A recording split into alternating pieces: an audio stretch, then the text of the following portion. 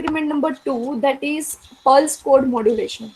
But before starting that, does anyone having any doubt in the previous lab, that is sampling?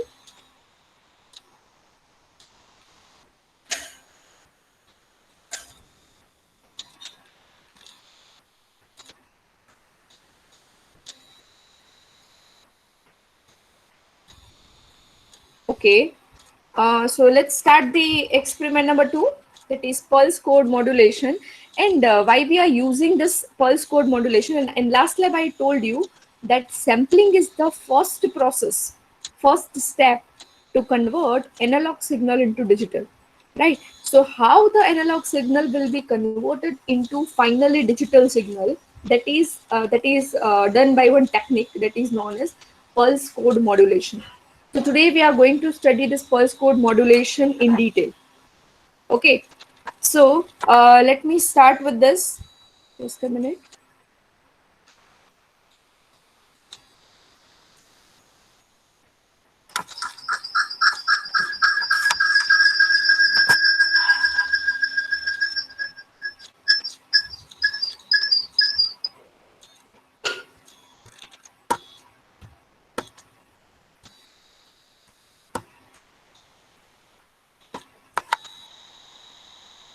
Can you see the screen, guys?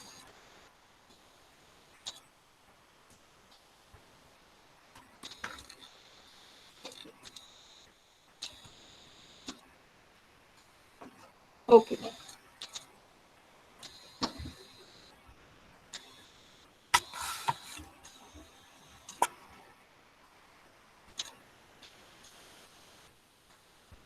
Okay, so experiment 1 was the sampling, and today we are complete the conversion of analog to digital by using the pulse code modulation. So let us start why this pulse code modulation is required. So whatever we are speaking from the source side or from the sender side, that signal will be in the analog, and that signal is the vocal signal, right? The signal is the physical signal, and that whenever we want to transmit any signal either in analog or digital, but that signal must be electrical, but whatever we are speaking is not electrical, right? So whatever energy we are using, whatever type of signal we are speaking, that is acoustic signal, that is not electrical signal. So to convert the acoustic signal into electrical signal, we generally use the transducer, and here the transducer used is the microphone. So microphone will convert your acoustic signal into the electrical signal, right? That is again an analog, right? So whenever we are speaking anything, that will be converted into electrical signal, and that is the analog signal. Any random analog signal can be there. Okay. And now if we have the digital transmission medium, then this analog signal must be converted into digital, and here in this block we are going to use this technique, that is pulse code modulation. And let me tell you, in the pulse code modulation, the first thing will be used is sampling only, right? What we have already studied. So sampling is the first step, right, which will be used to convert the analog signal into digital. And the remaining technique we will see today, that which are the other steps in PCM. After converting that analog signal into digital signal is again not in form of binary numbers. Digital signals means what? It will be having level. It can have two levels like 0 and 1 only. It can have three levels like 0, 1, 2. Let me show you. Whenever you are saying digital signal, so digital signal is not 0, 1, 0, 1, 0, 1 series. Digital signal can be like this. Let's say it is like this. So there are so many levels, right? And we have to assign the code to each level, the binary code to each level. For example, we are having four levels. Let's say this is 0, this is 1, this is 2, and this is 3. Right? Again, this will be 1 and 0. Right? So how many total values, total levels we are having here? 1, 2, 3, and 4. So four levels are there. It means we have to assign some binary code to each level. To 0, let's say if I will say that only 0. For 1, if I will say only 1. But for 2, I will say in binary 2 can be written as 1 0. In 3, in binary can be written as 1 1. But if I am assigning the highest level is 2 bits, then I have to assign each number, each level is 2-digit binary number. It means total 4 levels are there, 0 1 2 3, and I have 4 values in binary, 0 0 0 1 1 0 and 1 1. You all know this, right? Because we have already studied this into digital. So in digital system, in digital signal, what you are converting from analog, if there are 4 levels, then I have to assign each level with 2-bit binary code. And whenever I am assigning this 2-bit binary code to each level, this process is known as encoding. We have already studied encoder decoder also, right? But we haven't seen that encoder decoder in this manner. But right now we are dealing with the signal, so you will better realize that what is happening, right? Why encoding is required.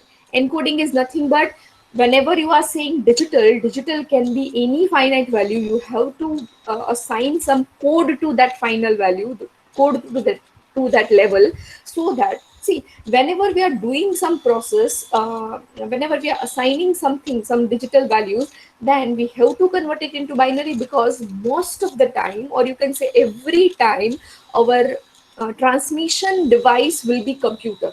Generally, whatever communication we are doing, that is always through the mobile or computer or something like that. And we all know that our computer works on the binary.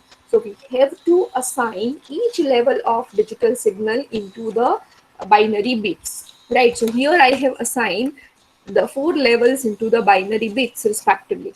So that's what I want to explain over here, that whenever your analog to digital conversion will be done, your signal will be look like this, right? This signal.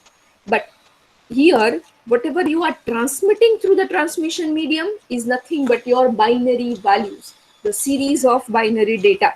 So this last block is nothing but, you can consider it as an encoder, right? So this encoder will convert your digital signal into the binary bits. Now your everything, every setup is ready. You have whatever you have speak, that is acoustic signal, it will be converted into electrical, then it will be converted into digital, and then digital will be encoded by the binary bits, right? But at the receiver side, the reverse process must be there, and the reverse process will be at the receiver side. What you will receive is this binary data, right? Whatever you have transmitted through the transmission medium, that will be received at the receiver side. But as a user, we are not able to understand that what this data, binary data, means. So again, we have to do the reverse process. Means, first of all, we have to decode this data. It means now this binary bits will be converted into digital signal. Then digital signal will be converted into analog signal by using the reverse block, that is digital to analog converter. And this analog signal is electrical signal. So we as a user are not able to understand electrical signal, or are not able to listen the electrical signal. So that electrical signal will again be converted into acoustic waves by means of one more transducer, that is known as a speaker, right? So speaker will convert your electrical signal into the acoustic wave, and then the receiver as a user, we can hear that wave. Okay, so this will be the process in any type of the communication. This will be the general process being followed. Okay, any doubt, anyone, in this process? Can we move forward? Okay. Yes, ma'am. Yes. Okay, fine. So now let's come to the point PCM. Again, the main important block is, see, in this previous diagram, we know actually we are not going to study this transducer, right? Microphone and speaker. We are not going to study this encoder and decoder, because that we have already studied and we know it is not that complex process. But what is complex is analog to digital converter and digital to analog converter. Right, so here we are going to study PCM, that is pulse code modulation. So PCM modulator and PCM demodulator are also available, but we will study only modulator, and the reverse process will be applied for the demodulator. So What is PCM generally? We have seen that PCM is nothing but it will convert analog to digital. Yeah, it is not analog to digital converter, but yes, it is used to convert analog signal into digital signal, so that a modified analog signal can be transmitted through for the digital communication network, right? So whatever analog to digital signal will be converted by this block, that will be transmitted through the digital communication network, because we have the network which will work on the digital data, not on the analog. That's why PCM is required. It's in the binary form. That's why we have done encoding at the last point, right? Encoding we are doing because we want to convert it into binary, because our computer, our network understands only binary thing. Okay, so it's in binary form, so there will be only two possible states, high and low, that is 0 and 1. Okay, it produces a series of numbers or digits. I told you, these, whenever you are converting analog to digital signal, it's not only 0 and 1, only two levels will be there, it is not fixed, right? There can be 4 levels, there can be 8 levels, there can be 16 levels, right? So numbers, or there can be series of numbers or digits, right? And hence this process is called as digital, not binary. Why I'm giving the name digital, I'm not binary, because digital is having the finite number of levels, but binary is a part of digital which is having only two levels. Each one of these digits through in binary code represent the approximate amplitude of the signal sample at that instant. The message signal is represented by a sequence of coded pulses. What this sentence mean is, whenever you are saying that, let's say one level is having the value 101, one level is having the binary value 101.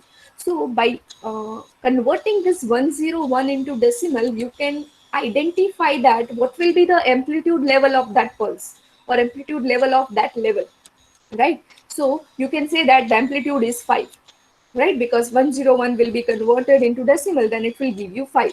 So by a group of binary bit or binary code, you can represent the approximate amplitude of the signal sample at that time.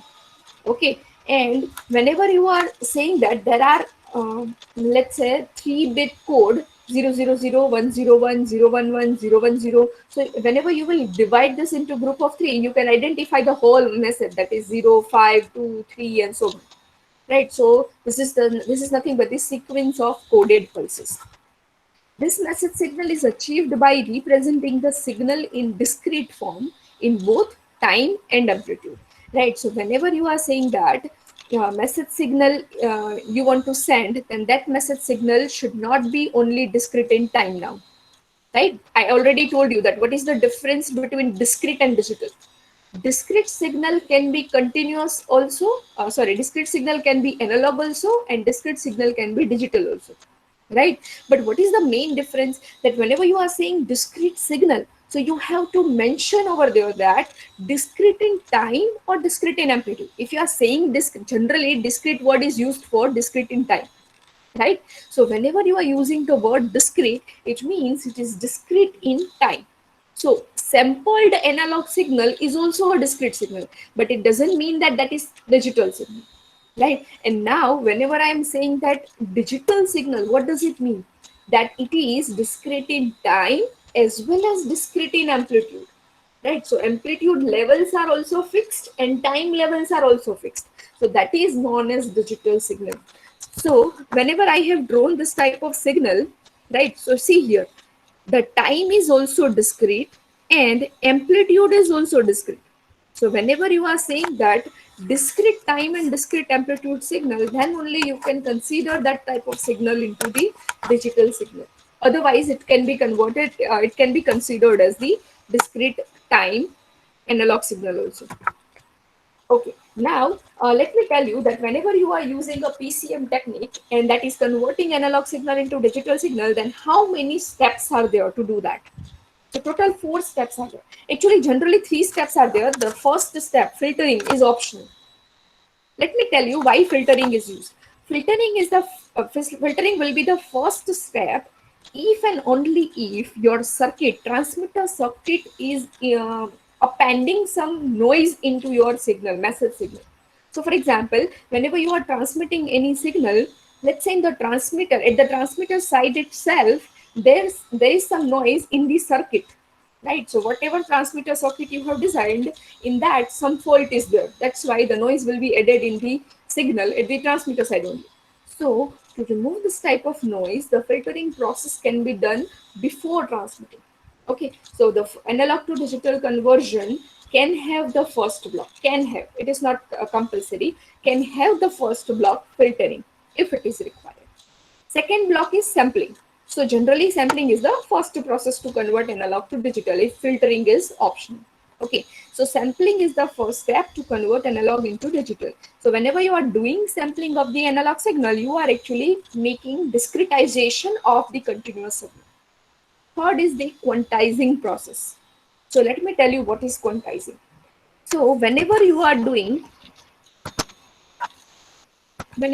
converting your continuous signal into, let's say, this type of discrete signal, where there are so many levels, so many sampling values,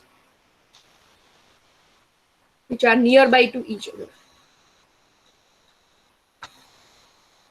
So if you will draw this type of sampling signals, in which, let's say, approximate 9 or 10 values are there in the positive cycle and 10 values are there in the negative cycle.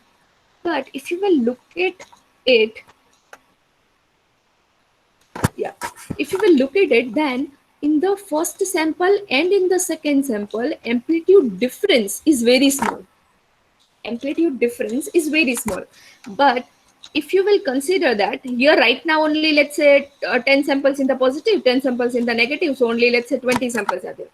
But if there are 200 samples, then it is not a good decision to send 200 sample values through the transmission medium, right? So what generally quantizing process will do, quantizing process, see, in the sampling we have divided this x-axis in the multiple time. It means we have discretized the signal in time domain. Now if you will discretize, sorry, the y-axis also, let me take the line so that I can draw it.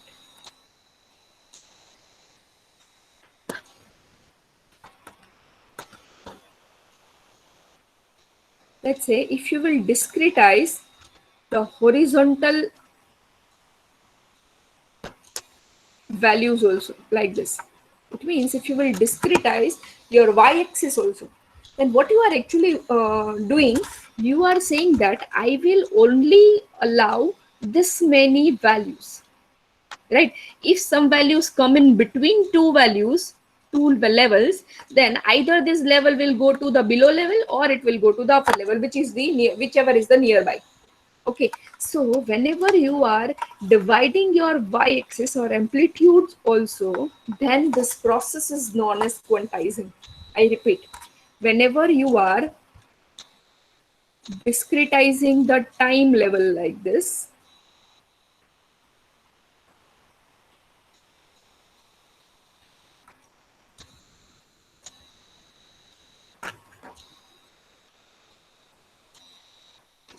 right?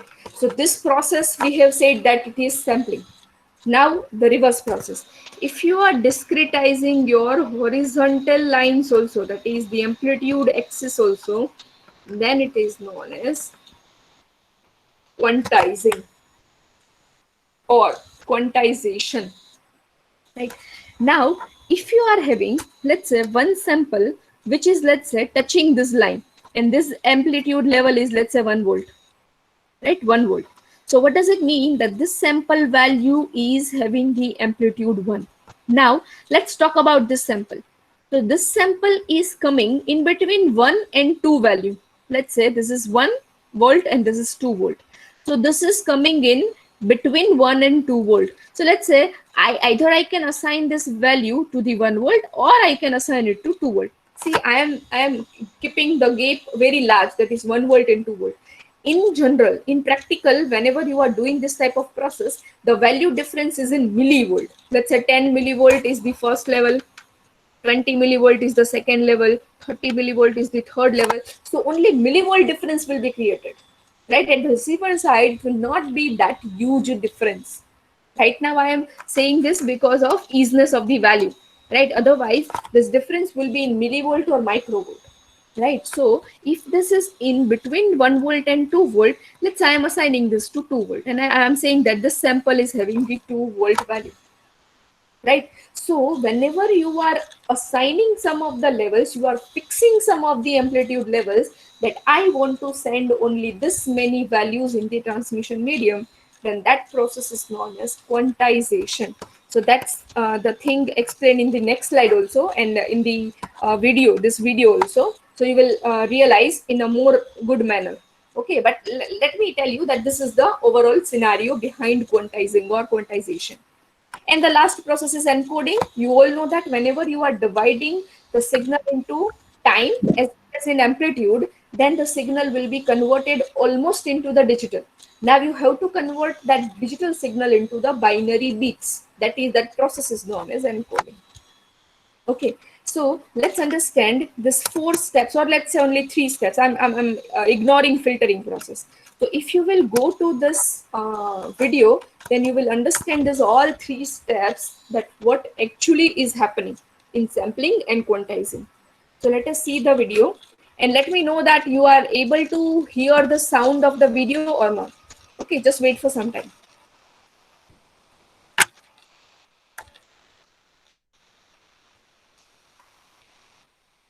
Hello, and this is Sunny. Okay, so are you able to listen the audio? Yes, ma'am. Okay, fine. So let's go ahead. Welcome back. Today my topic is pulse code modulation, or PCM, a method used to convert analog signals to digital signals. PCM consists of 3 steps: sampling, quantizing, and encoding. PCM may sound very complicated because it involves many big words, but it's actually a very simple process. Let's say the first step, sampling.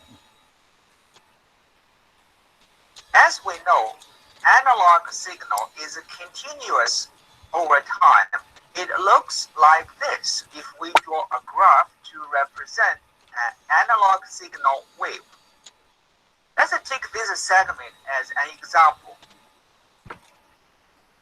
Suppose this segment represents a 1 second long telephone call.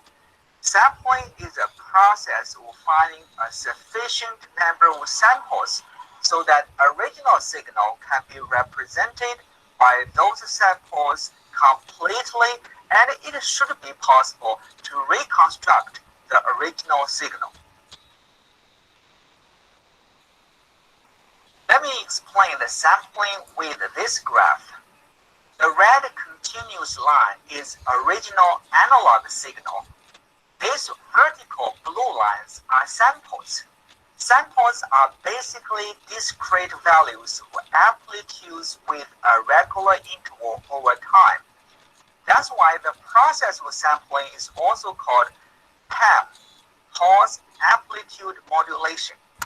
PAM signal is simply the result of a series of these discrete sample values.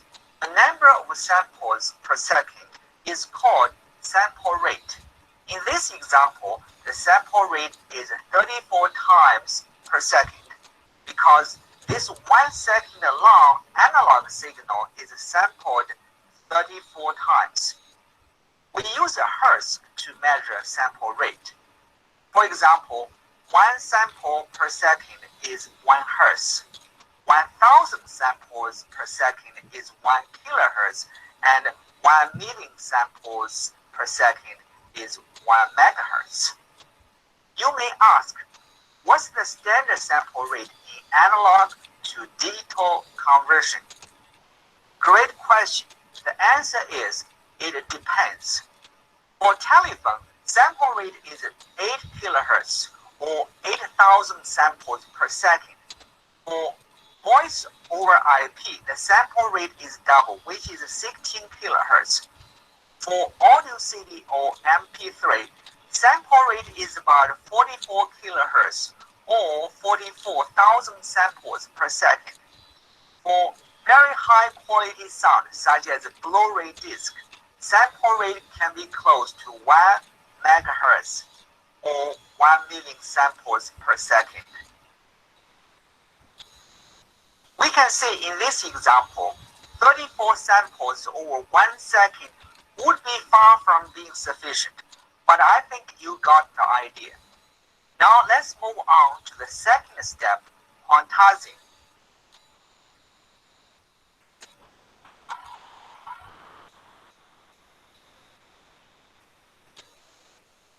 If sampling is like drawing vertical lines, quantizing is like drawing horizontal lines and then make each sample match one specific horizontal line.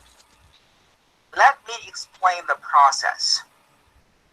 Sampling converts a time-varying signal into a discrete time signal, a sequence of real numbers.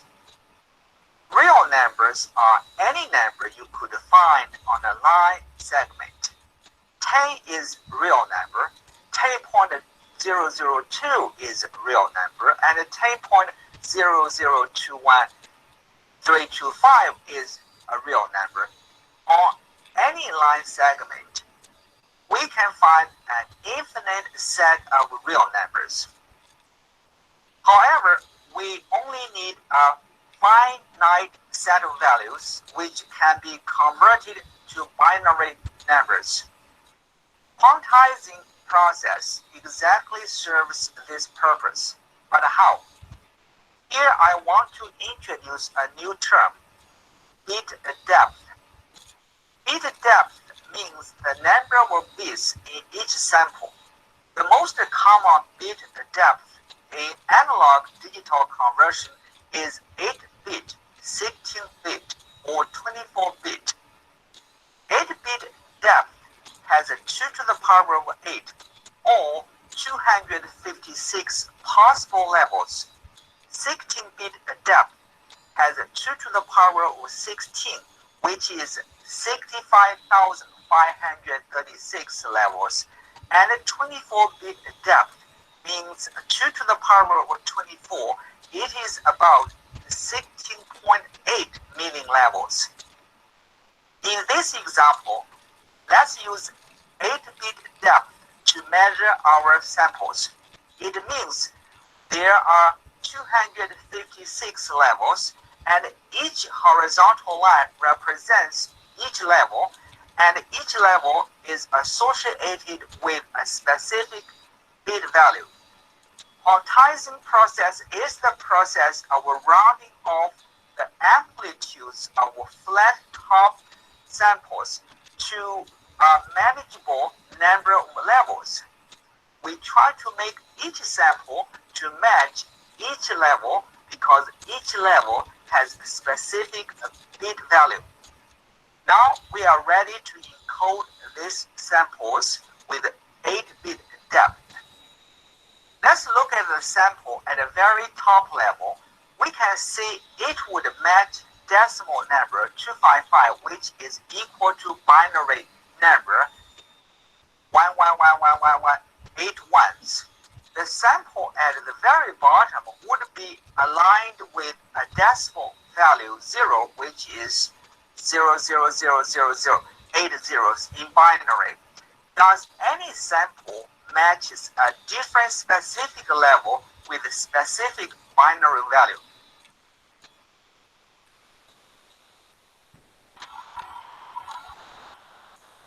In coding step, we will convert each sample from right to left in time order to specific binary numbers.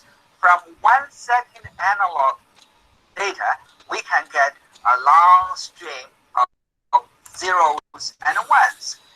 From 10 minutes telephone call, we can imagine we can get a really long string of zeros and ones. In summary, Sampling converts our time-varying signal into discrete time signal, a sequence of real numbers. Sampling is like drawing vertical lines with a regular interval. Quantizing process is like drawing horizontal lines, and each line has a specific measurable bit value, and they make each sample flat top match the specific horizontal line. In this way, each sample can be uniformly encoded with the specific bit values. I hope this video is helpful. Thank you very much.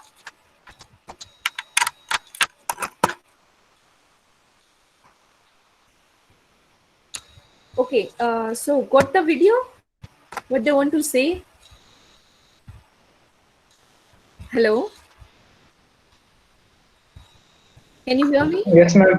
Ma'am, excuse me, ma'am. Okay, so can anyone say how many total blocks are there in PCM encoder?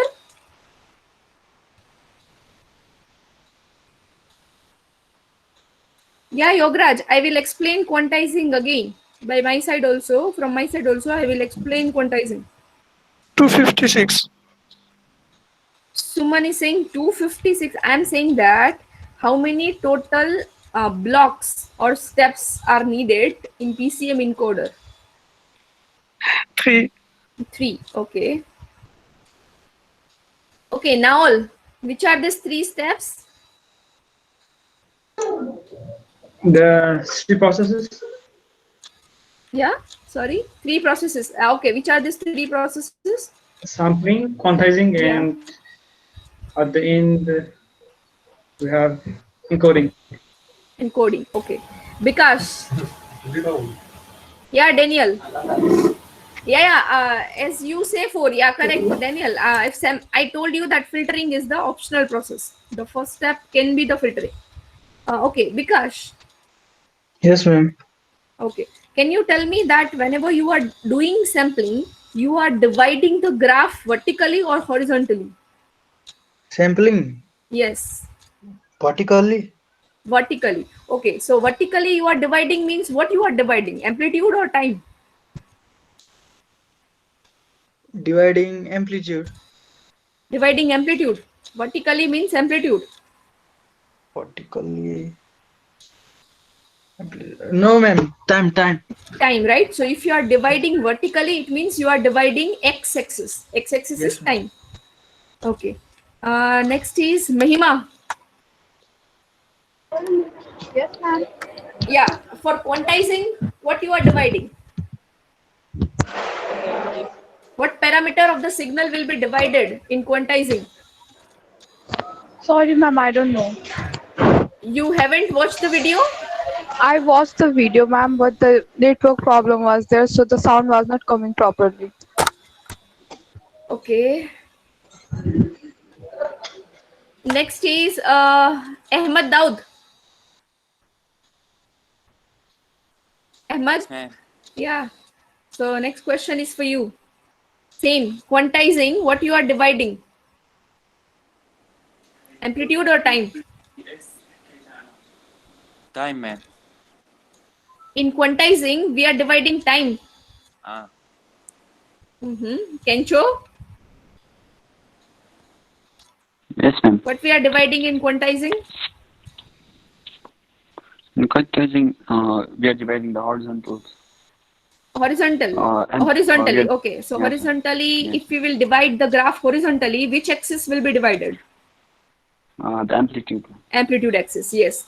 So Ahmad, in quantizing, we are dividing amplitude, right? Because we are dividing or we are making horizontal lines. And whenever we are making horizontal lines, actually we are dividing our y-axis, and y-axis is amplitude.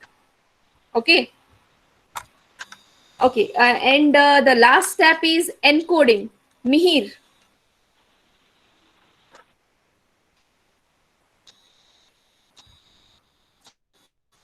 Okay. Suman. Suman. Yes, ma'am. Yes, ma'am. Yes. I was Okay. right.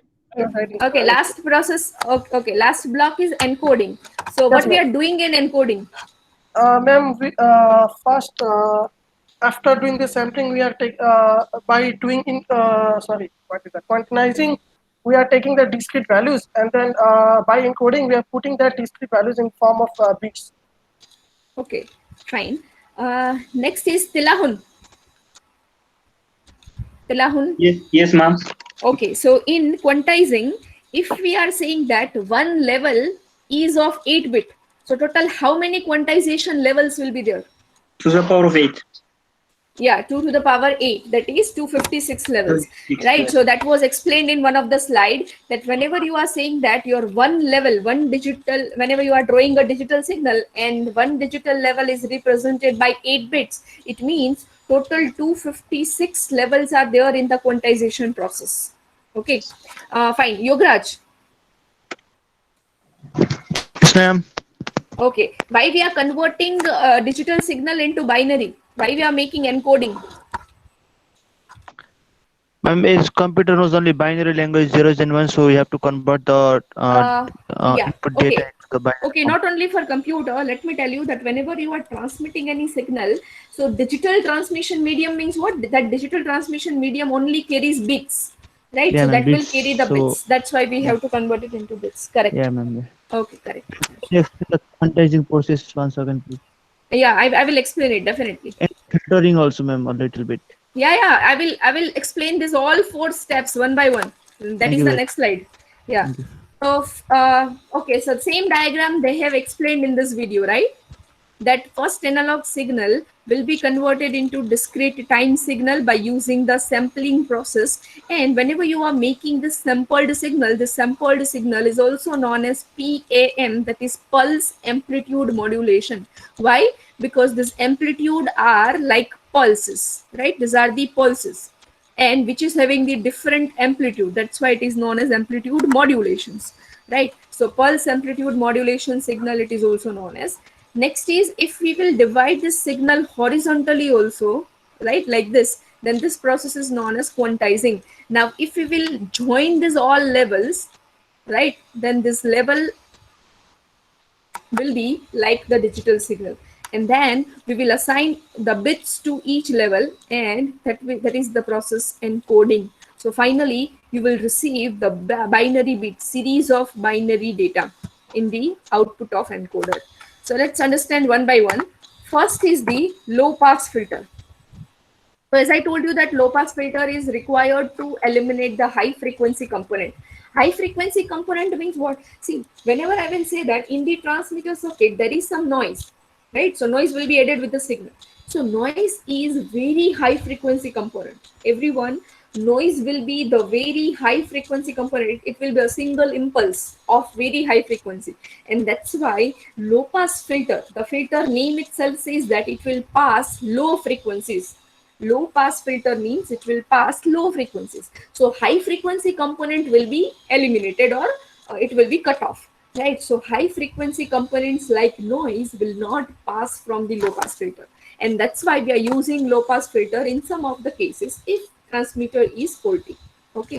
So this filter eliminates the high frequency components present in the input signal, which is greater than the highest frequency of the message signal. So yes, obviously in the low pass filter, we will design the filter in such a way so that the cutoff frequency of this filter will be the highest frequency of the message signal, because at least message should be passed. It should not be like that you are cutting off the noise as well as you are cutting off your original message also.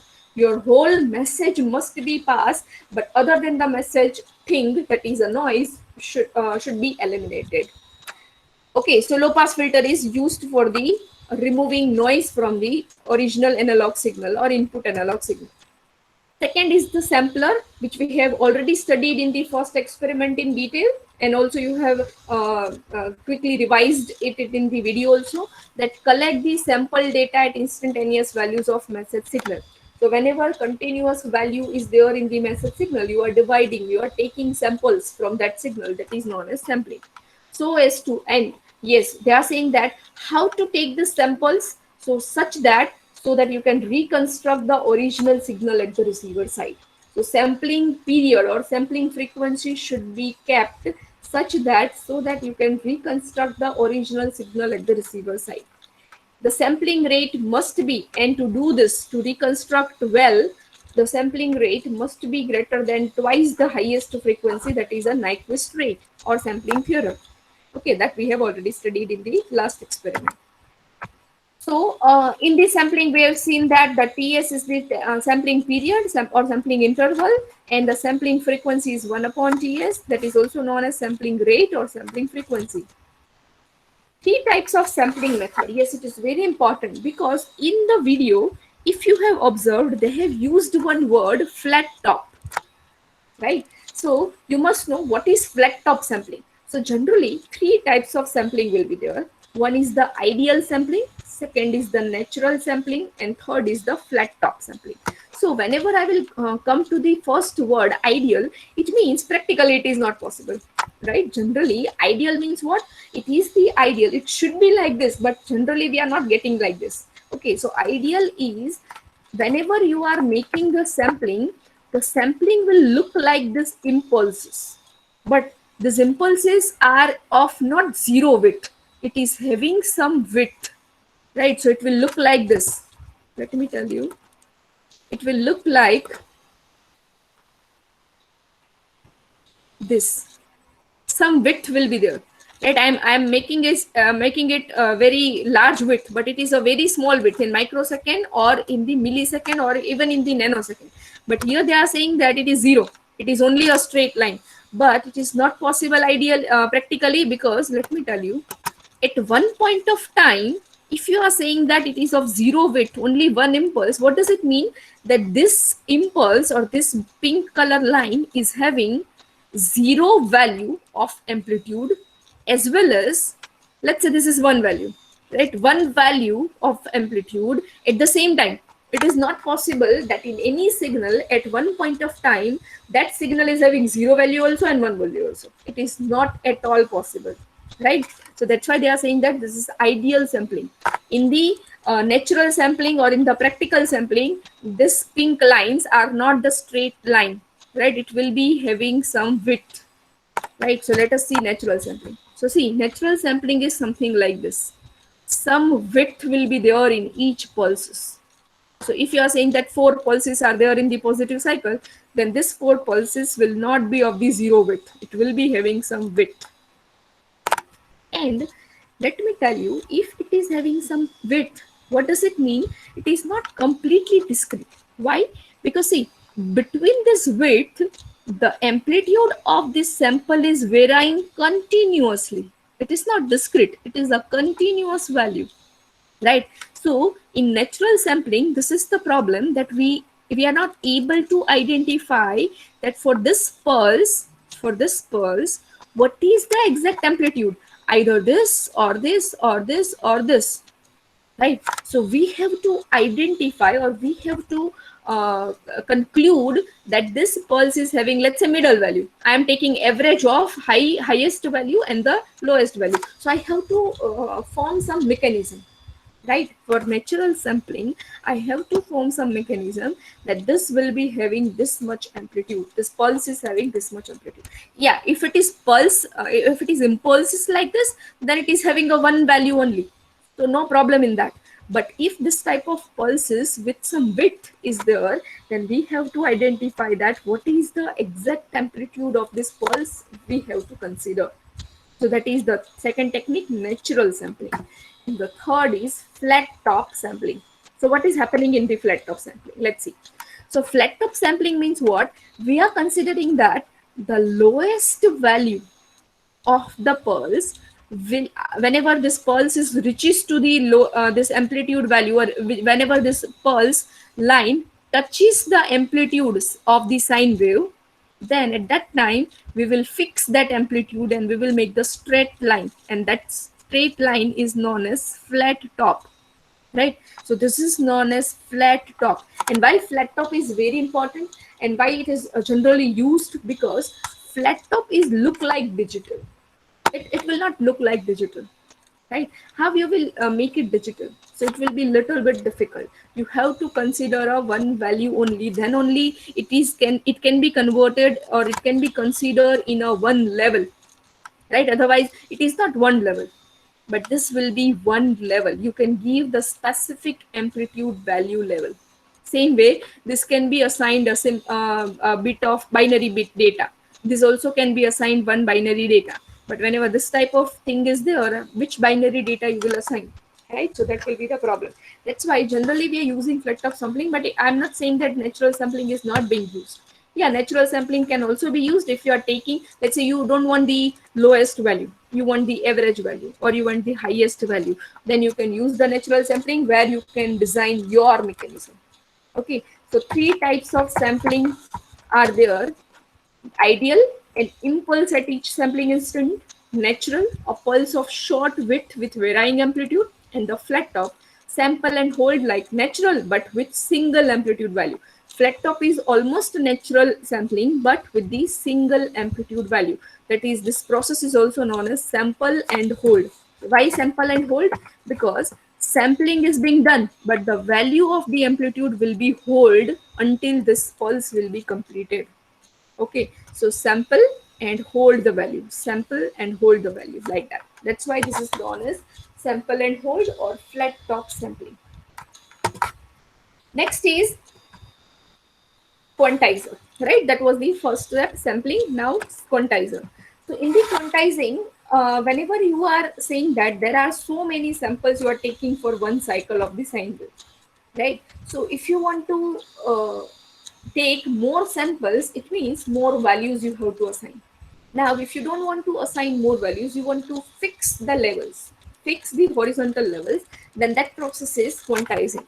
Quantizing is a process of reducing the excessive bits and confining the data, right? The sampled output when given to the quantizer reduces the redundant bits and compresses the value. So generally, whenever you are saying that your data is being compressed, right? Your image is being compressed, your video is being compressed. What does it mean? They are removing the extra levels, which is not required.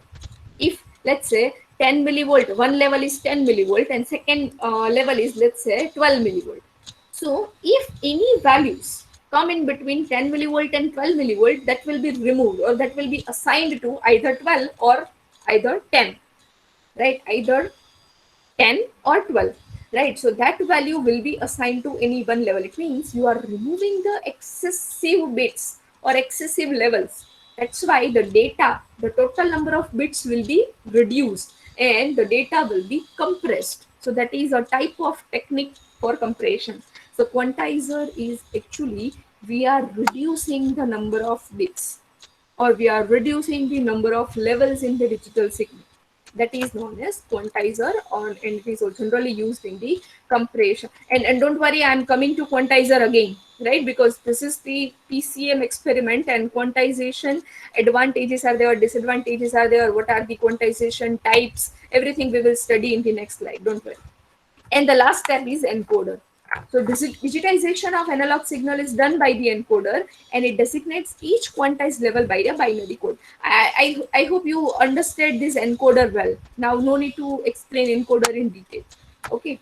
So sampling done here is the sample and hold process, that is flat top sampling. Whatever quantization we are doing, that is depending upon the application, and the encoder is after doing quantization, we are converting digital signal into binary code. These three sections, that is low pass filter, sampler and quantizer, the first three steps will act as analog to digital converter. And encoder is minimizes the bandwidth use. Why? Because we here in encoder technique, we have to decide that in which way we will assign the binary code to each level.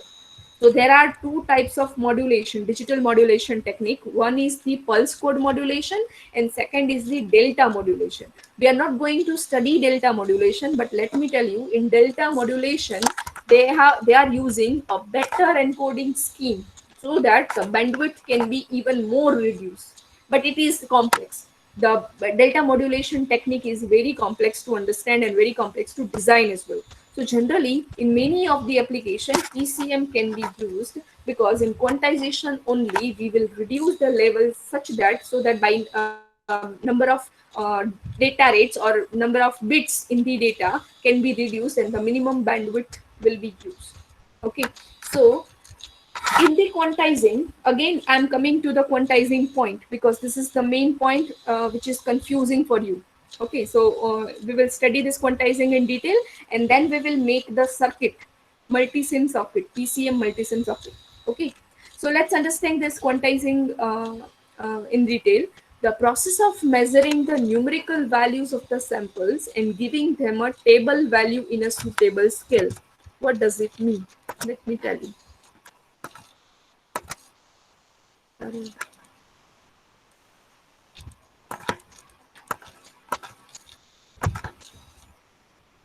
Okay, so they are saying that, let's say this is your graph, y-axis, x-axis, and if you want to do quantization, so first of all you will divide your y-axis or amplitude axis by horizontal lines,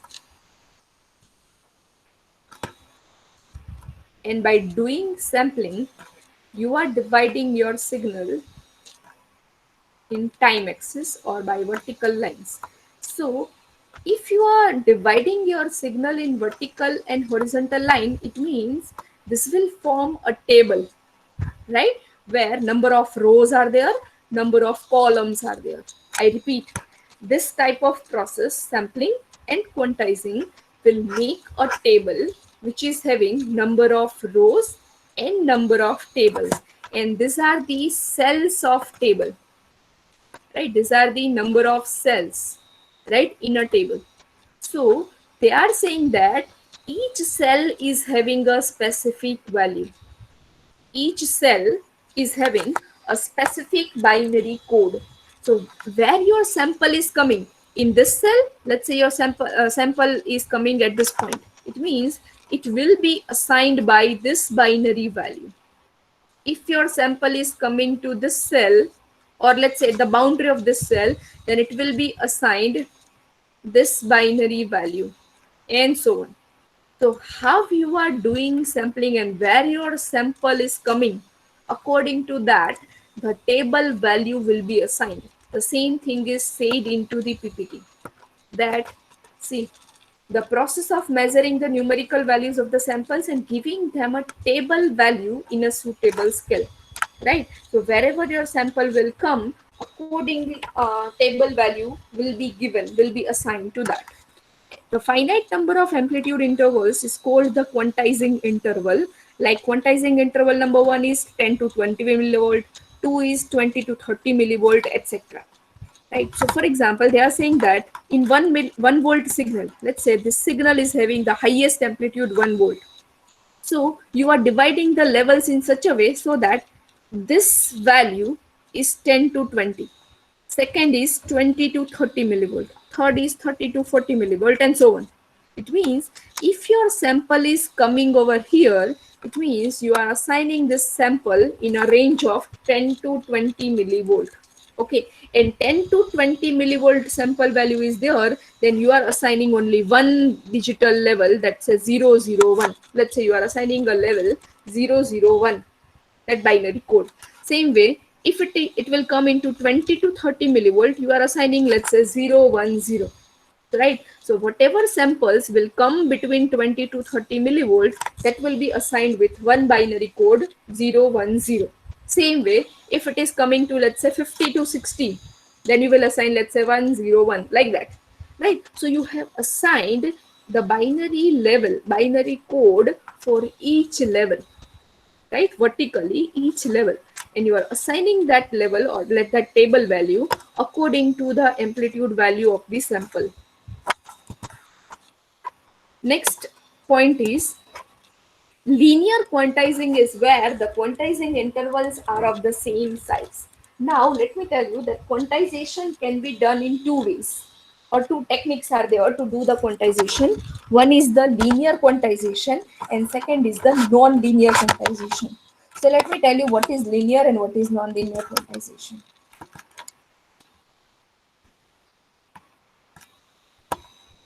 If you are assigning your signal to, let's say, equal levels like this,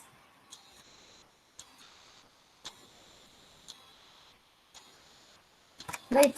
So for example, these all levels are having the same height, right? All levels are having the same height. What does it mean? That one level is, let's say you are saying that 10 to 20, then second must be 20 to 30, third must be 30 to 40, and so on. So this type of quantizing where the size of each level are equal, that is known as linear quantization. I repeat, the size of each level are equal, then that is known as linear quantization. Till now, whatever we understood from the quantization, we only understood that all size of the level must be equal. But no, in some of the techniques, in some of the application, they are using unequal distribution also.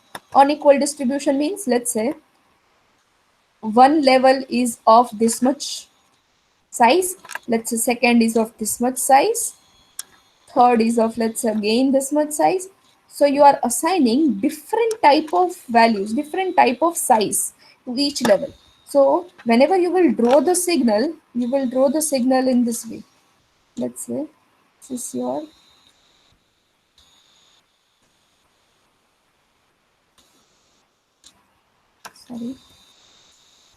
like this, right? So this type of quantization is known as non-linear quantization, where the size of each level are not equal, right? So if size of levels are not equal, then it is known as non-linear quantization, and if size of the levels are equal, then that is known as linear quantization. Okay, any doubt in linear and non-linear quantization and any points out of this? Okay, so linear quantizing is where the quantizing intervals are of the same size. That's what I have explained. Quantization intervals are coded in the binary form, and so the quantization intervals will be in the powers of 2. So whenever you are assigning the level to the binary code, it means the levels should always be in the 2 raised to something. It means you cannot make, let's say, 200 levels. You cannot divide your y-axis or vertical lines 200 lines. Why? Because 200 is not 2 raised to something, right? But yes, you can divide it into 128 levels because 2 raised to 7 is 128. So they are saying that if you want to assign binary code to each level, then you have to assign or you have to divide your y-axis in 2 raised to something intervals. Okay, so they are saying that if your quantization intervals, and actually it is, right, your quantization intervals are coded in the binary form, so quantization intervals will be in powers of 2 always. In PCM, 8-bit code is used, and so we have 256 intervals for quantizing. In PCM, generally 8-bit code is used. Now, let me tell you here one fact, that generally in the video they have said that PCM can be coded in 8-bit, 16-bit or 24-bit. Right? In video, if you have observed, they have said that PCM can be coded either in the 8-bit code, 16-bit code or 24-bit code. It means in PCM, either there can be 2 raised to 8 levels, 2 raised to 16 levels or 2 raised to 24 levels. But generally, only 8-bit code is enough for any type of data. It is being proved, it is being surveyed that if you are transmitting any type of data means which type of data you are transmitting? Can anyone say? Which different type of data you can transmit? The type of data, everyone. Whenever you are sending something, that can be of which type?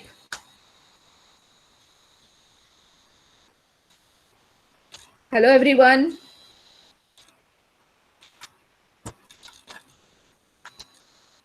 Okay, now is saying that radio or TV. Okay, radio or TV is a communication, but whenever you are saying radio, so which type of data you are sending and receiving? Audio, right? Only audio. Yeah. Same way, if you are saying TV, TV means you are sending and receiving video.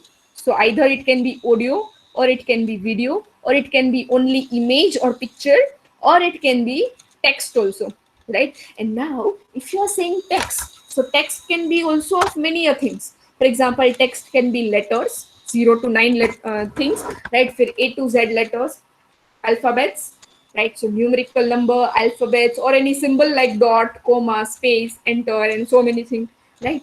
So whenever you are transmitting any message, any text message, let's say, I'm taking a very simple example of text message. And text message is the very difficult message, very difficult thing in which you have to decide that how many bits are required.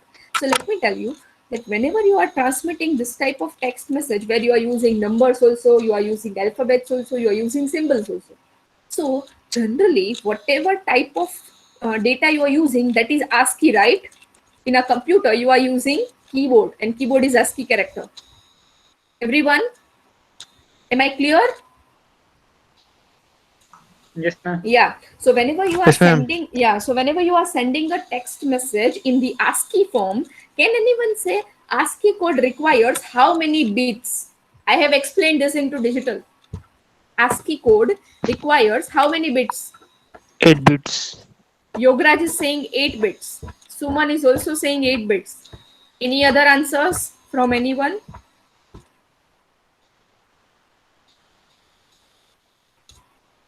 Okay, so let me tell you, generally, whenever you are using the ASCII, they are using 8 because that is in 2 raised to something, that is in form 2 raised to 3, right?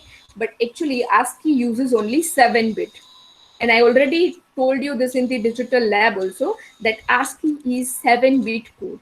So only 7 bits are required to send a message, either it is of numerical type, either it is of alphabets, or it is symbol, right? So everything will be included into 7 bit code. So 8 bit is more than enough to send any type of text message. That is one proof. Second proof, whenever you are sending a image, let's say a picture, right? So whenever you are sending a picture, that picture is, whenever you will, I don't know, you are aware about some of the image tools tools or not, like MATLAB or something, right? So in general, those tools are also using 8-bit images.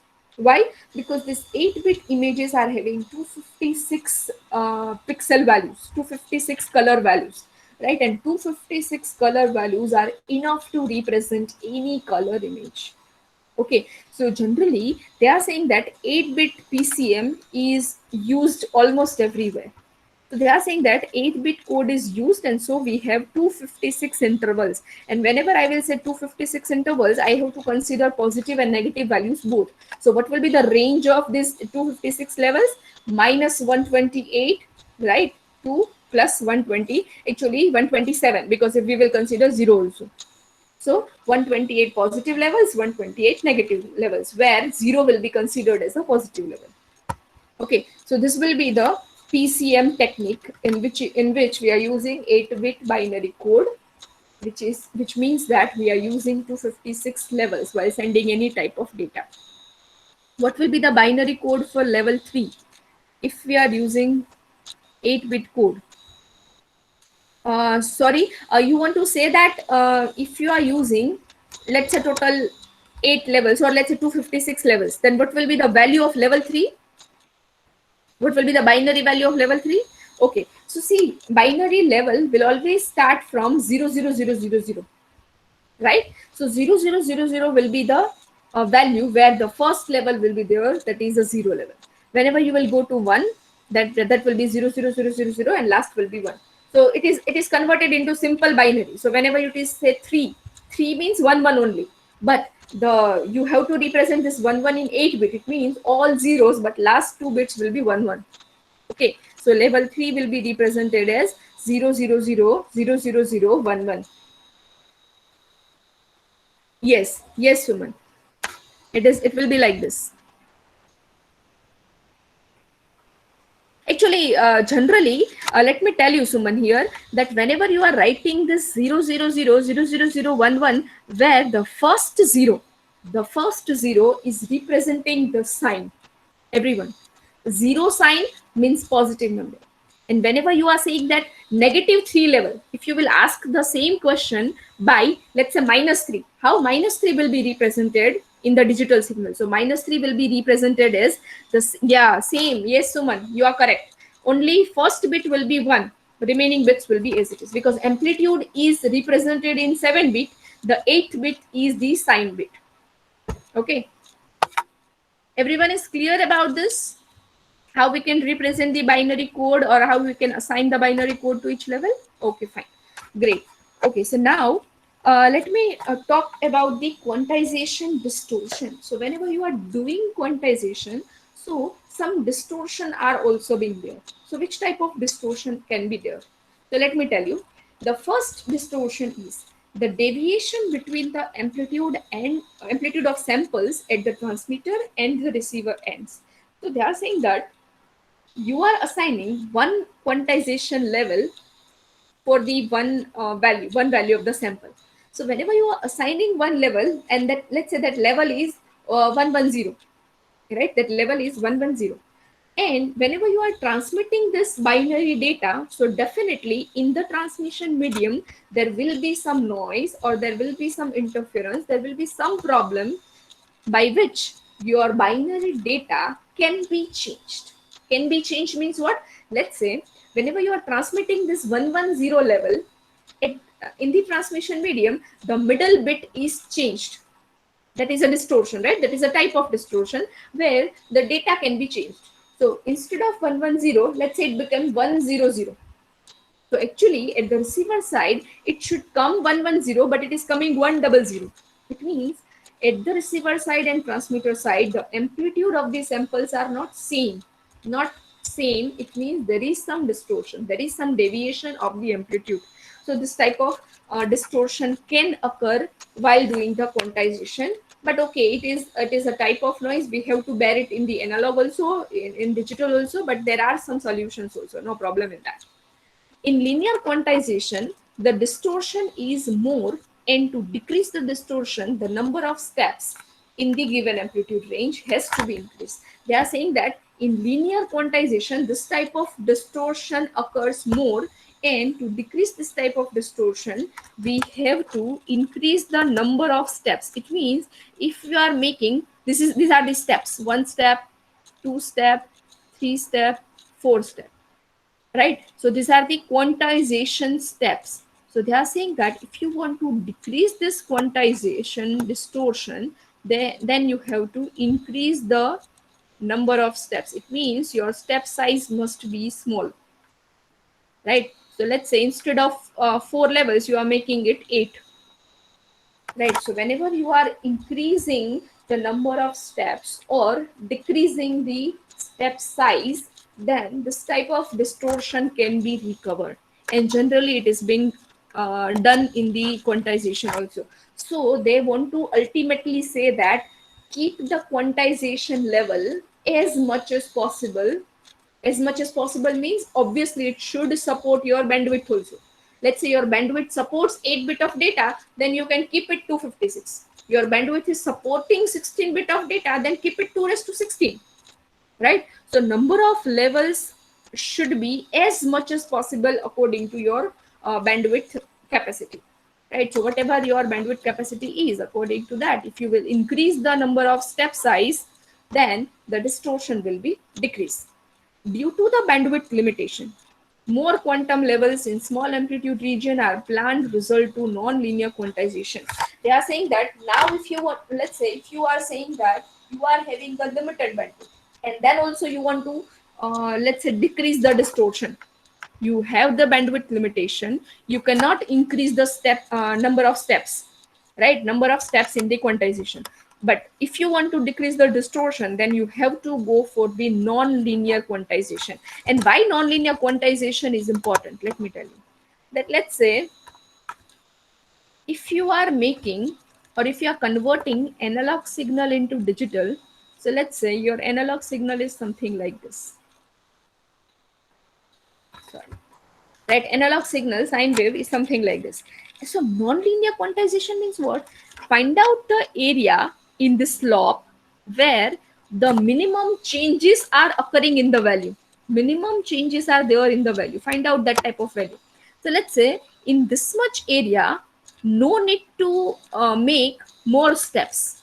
Right? if you will make only, let's say, one step, but let's say here there are so many changes, so you can make small steps, right, like this, so that a small value even can be covered. Now, if you will say that again, if you are coming to the point where, let's say, number of values in the signal is not changing much, so you can make your step size bigger. So your step size are not equal, and you are deciding your step size according to your input signal. So if you know that in your input signal, some of the points are there where the small step size is not required, so you can make it bigger. So in some area you are making bigger step size, in some area you are making smaller step size. This is known as non-linear quantization. Okay, so this type of technique can be used while you want to decrease the distortion, even if the bandwidth limitation is there, right? So that's what the explanation is. Next is advantages of PCM. So advantages of PCM is, let me tell you here frankly, disadvantages are given in comparison with the delta modulation technique, the second modulation, delta modulation. So as I told you that there are two types of modulation, pulse code modulation and delta modulation. So some advantages are of the PCM and some advantages are in the DM. So according to the application, some manufacturer and some inverters are using this PCM or DM, right? So it is totally according to the requirement. You cannot say that this is the best one and this is not good. Okay, so both are good in their own way. So let's say, let me tell you advantages of PCM. First point, uniform transmission quality. Uniform transmission quality they are saying because now I have to tell you that what is the basic difference between PCM and DM. So for that, let me take one image, any random image. Let's say image of, let's say, dog. If I will take any image like this, then if I will consider this image as number of pixels, what does it mean? That each pixel in the image is having the different values, right? Now, what will happen in the PCM and DM while sending this image or receiving this image? So in PCM technique, if you will send this image, then you will actually send the pixel values in binary. So you will say that first pixel value is 00000, second pixel value is 00001, right? So according to the color in this image, you are sending the values of the image in the binary through the transmission medium, right? Now, let me tell you that here, if you will consider that 2 or 3 pixels are nearby and all 3 pixels are having same value, isn't it? All 3 pixels which are very nearby and are of same color, right? Same brown color. So if same brown color is there and each pixel value is same, what does it mean? That you are transmitting this pixel value 3 times consecutively. It means first you are transmitting this value, second again you are transmitting this 8 same bit value, again you are transmitting this 8-bit value which is same as the previous one. It means in PCM you have to do it, and that's why it is known as uniform transmission. It means it is fixed. You cannot say that, let's say, I have already given you an example in the very beginning of the lecture, that if you are having, let's say, 3 levels, right, in the signal, 0, 1, 2 and 3. So what you are doing, you know that 3 can be represented in binary as 1 1, 2 can be represented as 1 0, 1 can be represented as 1 and 0 can be represented as 0.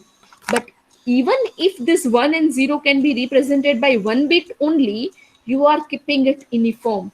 Uniform means if these 2 levels are of 2 bits, these 2 levels are also should be of 2 bits. And you are transmitting the values like 00, 01, 10, 11.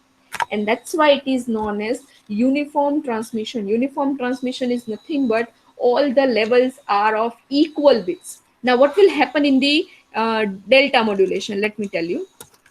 In the delta modulation, if you are having 3 pixel values same. Then in delta modulation, what they are doing, first pixel value they are transmitting in, let's say that is in 8-bit, then they will transmit the whole 8-bit completely. In second and third bit, they will send 1 or 2 bits only, which will actually represent, whenever you are transmitting 1 or 2 bits, that will actually represent that this will be same as the previous. So I'm not sending it again. So take the previous 8-bit data. So again, I will transmit the same bit and they will say that take the previous 8-bit data. So previous 8-bit data, if you don't want to send it again and it is same, then this type of technique will be used in the delta modulation. But what is the problem in delta modulation?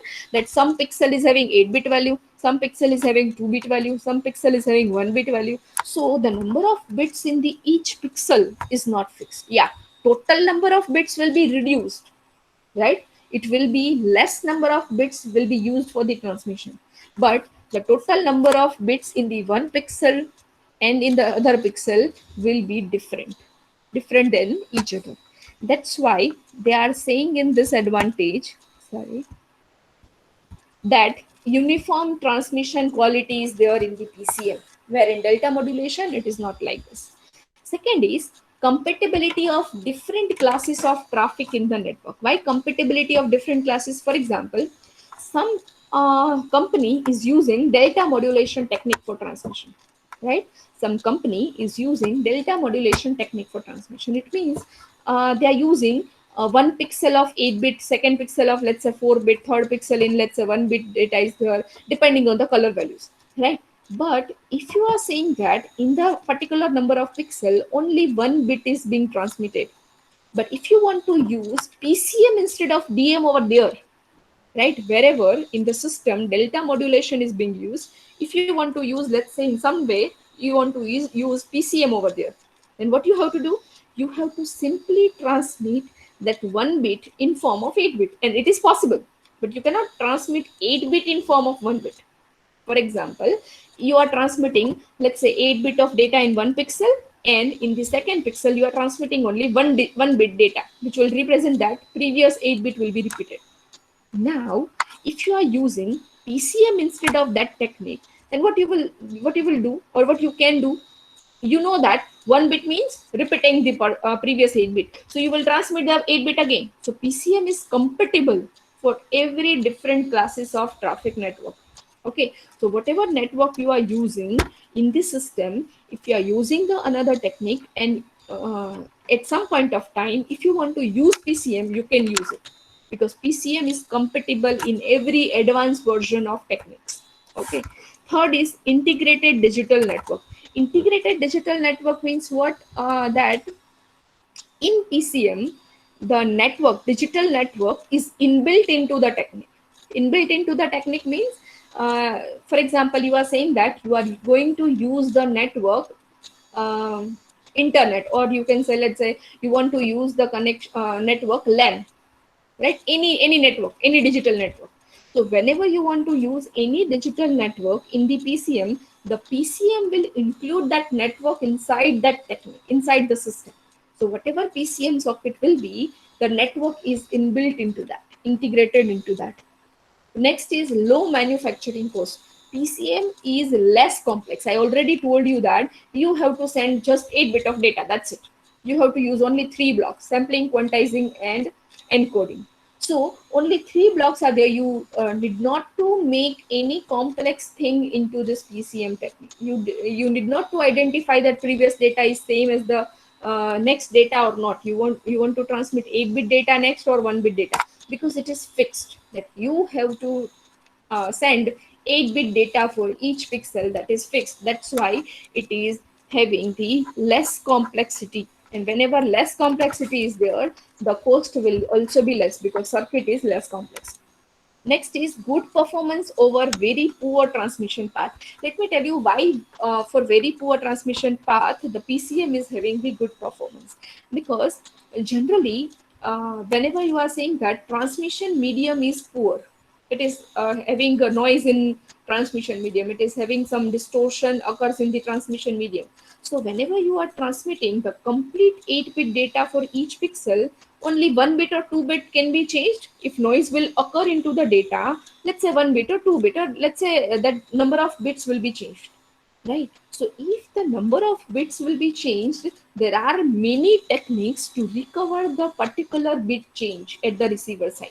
But if you are doing the delta modulation, and let's say you are transmitting only 1 bit for a particular pixel, then if that bit will be changed, you will never identify at the receiver side that what this bit can be.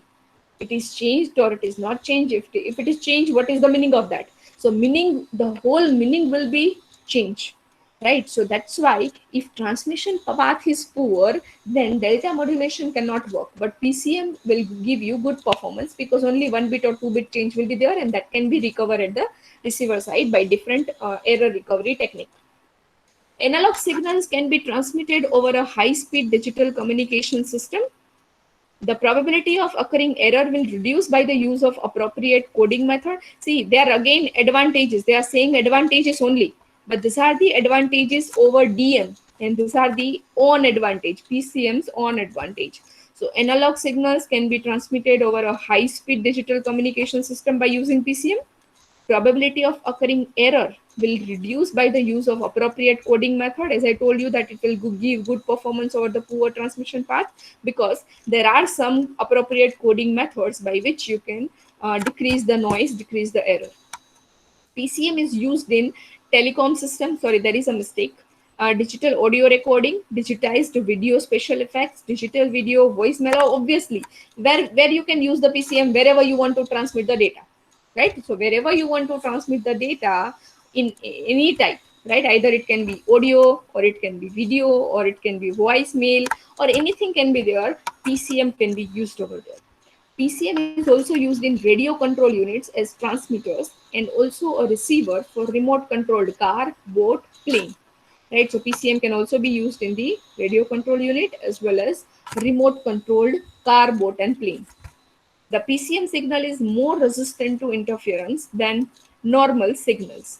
So they are saying that if you are using a different type of technique, and for the different signals, then PCM is the only technique which can give you less noise, right? Least noise, or you can say least noise, least interference, least distortion in the signal. So this one line, good performance over very poor transmission path, can define, or you can say can justify many of these advantages. And the last is disadvantages of PCM. Only two disadvantages. First is we are repeating each pixel value. If even if they are same, we are repeating the number of pixel value. That's why large bandwidth is required for transmission. That is the first disadvantage. Second disadvantage is noise and crosstalk is low. We know that noise and crosstalk is low in PCM, but it rises the attenuation. So attenuation will be more. And let me tell you why attenuation will be there and where attenuation can occur. Wherever you are transmitting the data in long distance, I repeat, wherever you are transmitting the data in long distance, the attenuation will occur more. And PCM is generally used in the long distance communication. That's why attenuation will increase. See, it can be understand by a very simple example that let's say you have let's say ate only one roti, one chapati, right? Then you can cover only few hours of, you can use your energy only up to few hours. You can listen me only for 1 hour. But let's say you have done well, right? Then you can use your energy to do work for long time. So same thing is happening over here, that if the signal is traveling a long distance, right, then the signal energy will be reduced time by time. Signal strength will be reduced, and signal strength is nothing but the amplitude, right? So amplitude is reducing. That's why attenuation is more. Okay, so by understanding this PCM, let me ask you a few questions. But before asking a question, does anyone having any doubt? Then I will move forward fast. Anyone having any doubt?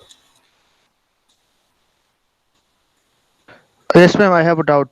Yeah, yes, tell me.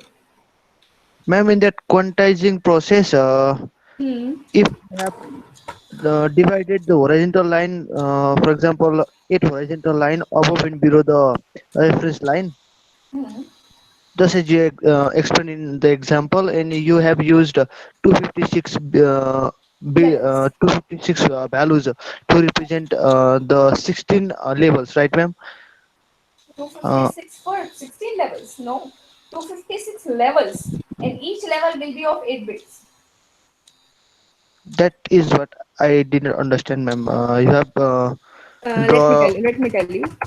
If Yes, you are ma'am. taking, let's say this example, in which let's say 256 levels are there.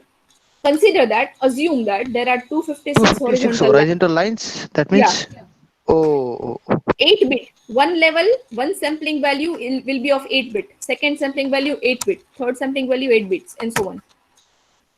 ma'am, that means you have divided.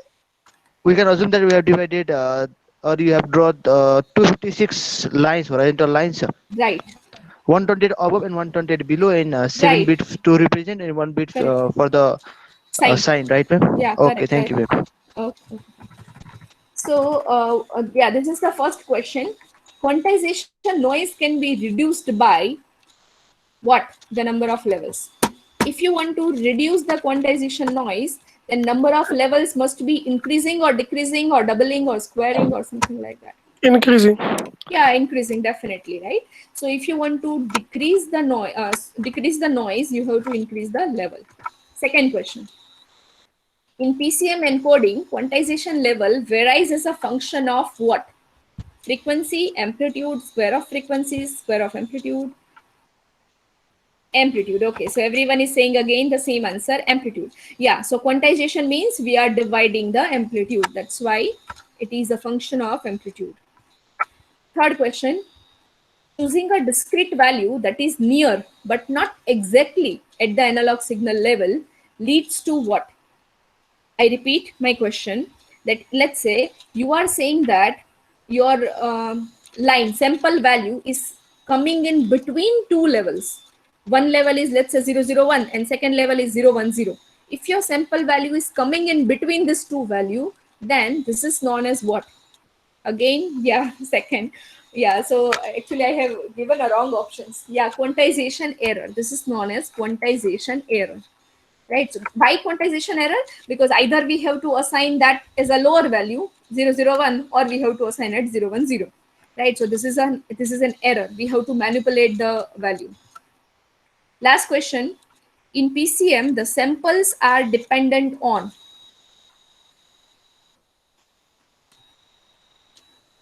time. Okay. Okay, so everyone is saying time, correct. So whenever you are doing sampling, it means you are dividing the time axis. Okay, so this is the multi-sim circuit. Let me draw this multi-sim circuit. Actually, I have already designed it. Let me show you that only. Yeah. See, I'm not directly going to this point. Let me tell you what I have done here. First is analog to digital converter, that is also known as PCM encoder. Everyone, this is analog to digital converter, PCM encoder.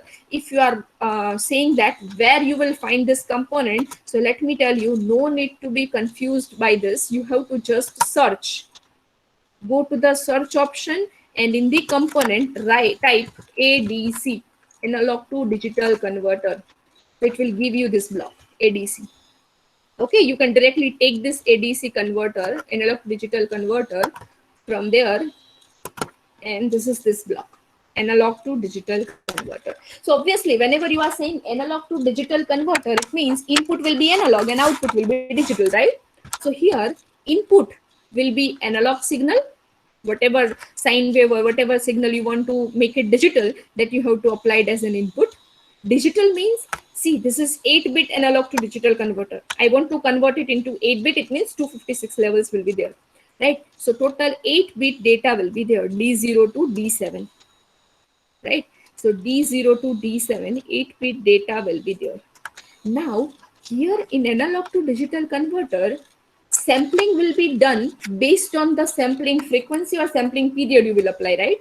So for doing the sampling, they are saying that which type of sampling signal you want to apply. So sampling signal you can apply by yourself, on by which you can set this sampling period according to your requirement. This sampling a pulse width you can set according to your requirement, so that you can get the better sampling, right? So this is nothing but sampling circuit, but you need not to put a multiplier as you have put it in the sampling, right? Because multiplier is the part of this analog to digital converter. So in this analog to digital converter, they will simply convert this analog signal into 8-bit binary bits, right? For each level, 8 bits will be there. And how many levels will be there? That is depend upon this sampling period you are setting. Okay.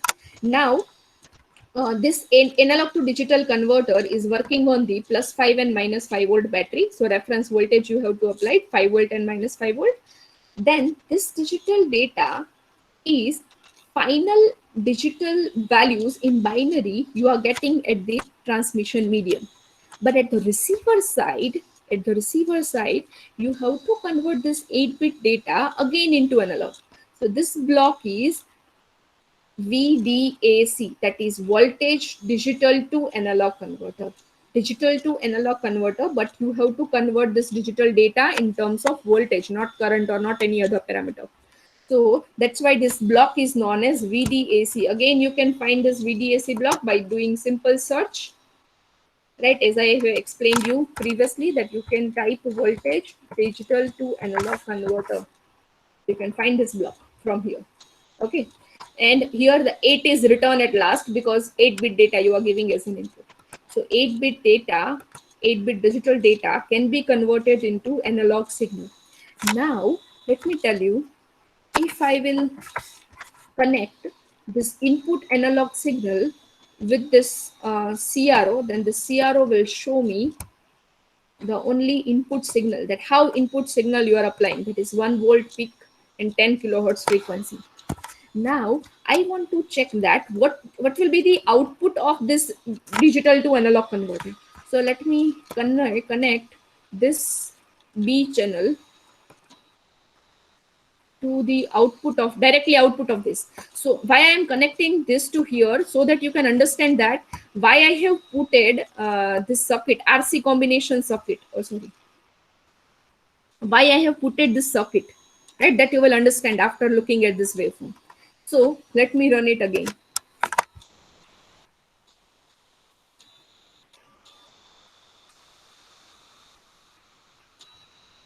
See, the output of digital to analog converter is following the shape of original signal, but there is too much noise, or it is again sharp edges are there, right? You are not getting a smooth waveform like this. So how to make the waveform smooth? By using the, see, these are the spikes, right? The spikes are known as a high frequency components. Edges, sharp edges are also known as high frequency components. So you have to reduce this high frequency components or eliminate this high frequency component so that it can follow this shape smoothly. So to eliminate the high frequency components, again you can use the low pass filter at the receiver side also. So at the receiver side, if you want to use the low pass filter, I don't know you have studied this low pass filter anywhere or not, but let me tell you, low pass filter is nothing but simple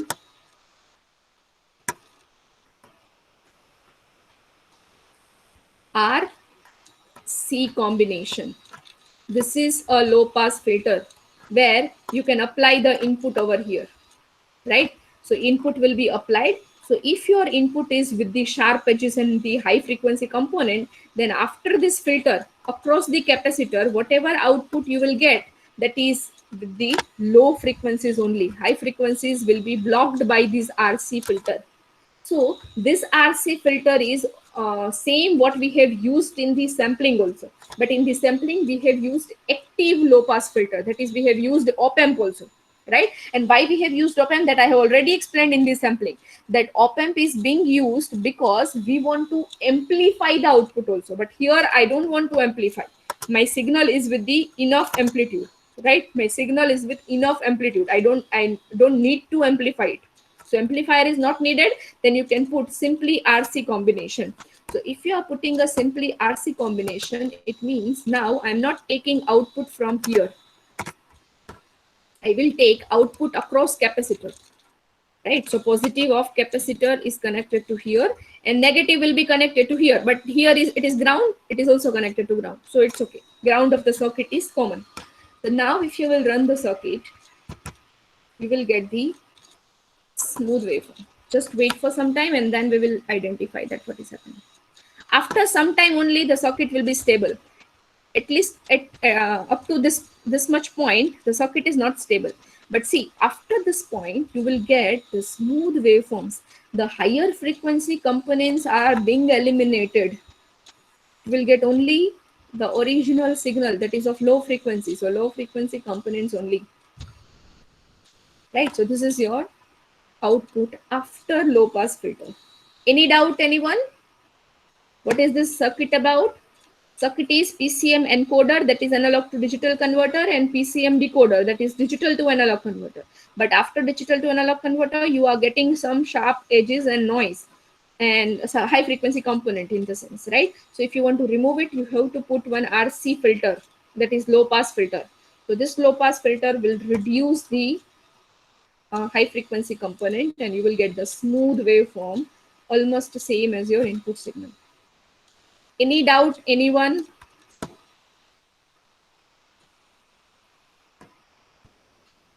Okay. So this is all about the, this is all about